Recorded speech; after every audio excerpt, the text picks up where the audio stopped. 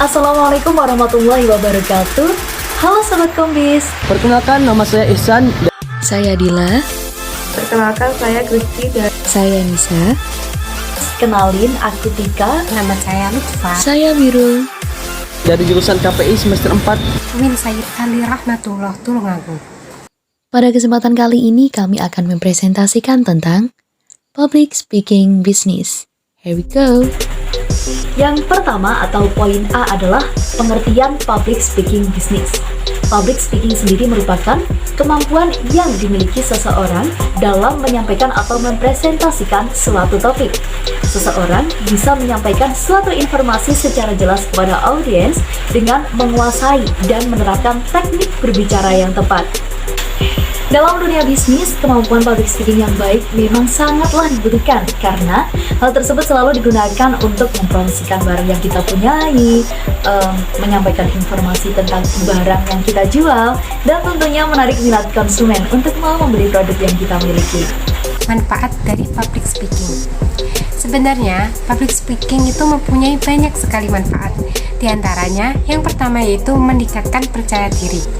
Secara tidak langsung, rasa percaya diri akan menjadi motivasi untuk kita sehingga kita dapat berbicara di depan publik dengan baik. Yang kedua yaitu meningkatkan keahlian dan keterampilan tertentu. Adanya kesempatan untuk berbicara di depan publik dapat membuat kita tahu tentang cara bagaimana menyampaikan sesuatu dengan baik. Selain itu, dengan berlatih setiap hari juga bisa membuat kita menjadi public speaking yang handal. Yang ketiga yaitu promosi produk dunia bisnis. Apabila terus berlatih kemampuan untuk berbicara dan gaya berbicara dengan mempromosikan suatu produk, itu bisa membuat konsumen menjadi cepat tertarik dengan produk yang kita tawarkan. teknik bicara handal di hadapan rekan bisnis.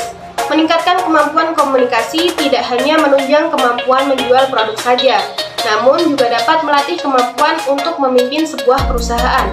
Misalnya adalah cara menegur pegawai yang salah dengan cara yang tepat, mempermudah mendemonstrasikan apa yang ingin disampaikan, serta menyampaikan aspirasi program kerja setiap tahunnya. Perlu diketahui bahwa ada teknik bicara handal di hadapan rekan bisnis. Apa sajakah itu? Pertama, kita harus melihat sudut pandang rekan bisnis kita serta mencoba memahami dan mendengarkan apa yang mereka inginkan. Yang kedua, kita harus berusaha membela pendapat orang lain meskipun kedengarannya sepele, tapi hal tersebut justru melatih kita untuk terbiasa dalam menghadapi klien dan opini apa yang ingin mereka sampaikan. Yang terakhir atau ketiga yaitu kita harus belajar memberikan opsional lain yang dapat memberi asosiasi ataupun preferensi untuk membuat rekan bisnis kita mau bekerja sama dengan perusahaan kita. Ada 6 hal yang perlu diperhatikan dalam public speaking untuk menarik perhatian audiens. Untuk mendapatkan efek besar dari adanya sebuah presentasi, maka kita harus membuat audiens terhibur. Berikut ini ada beberapa cara yang digunakan untuk menarik perhatian audiens, yakni diantaranya yang pertama, yakni siap bicara. Dalam memulai pembicaraan, pastikan materi yang dibutuhkan tersedia dan mencukupi untuk menampung umpan balik yang muncul di kemudian hari. Sebagai tambahan, kita bisa berlatih di depan kaca atau di depan kamera untuk memperoleh hasil yang maksimal dan menilai apa yang kurang dari presentasi kita. 2. Bahasa tubuh. Komunikasi fisik yang baik tentunya akan menimbulkan dampak mendalam terhadap pesan yang diterima dan diinterpretasikan oleh audiens. Latihan bahasa tubuh dengan baik dan buat kontak mata dengan audiens, tapi jangan terlalu lama. Usahakan ketika berdiri di depan audiens, sikap tubuh kita santai dan tidak kaku.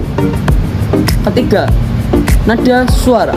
Santai saja dan variasikan kecepatan bicara untuk menarik perhatian audiens. Kendalikan kecemasan dalam diri kita, karena rasa kecemas yang berlebihan bisa membuat kita kehilangan konsentrasi dan bingung dengan pesan yang akan disampaikan. Yang keempat adalah kita harus memahami audiens atau mengetahui audiens, karena kita nantinya akan menghadapi orang-orang yang latar belakangnya berbeda, mulai dari anak sekolah hingga orang-orang yang profesional di bidang masing-masing. Maka sebelum tampil kita harus bisa memastikan terlebih dahulu pembahasan apa yang nanti akan dibicarakan, bahasa tubuh kita harus memerhatikan terlebih dahulu. Kenapa? Karena agar bisa menyesuaikan dengan budaya audiens, sehingga tidak menyakiti atau tidak ada kesalahan baik dari kata atau tingkah yang menyakiti audiens. Yang kelima adalah menaklukkan rasa takut yang ada pada diri kita. Nah, mengetahui rasa ketakutan pada diri kita ketika tampil di depan umum akan menimbulkan efek yang sangat baik ketika nanti kita mau tampil atau mau bicara di depan umum.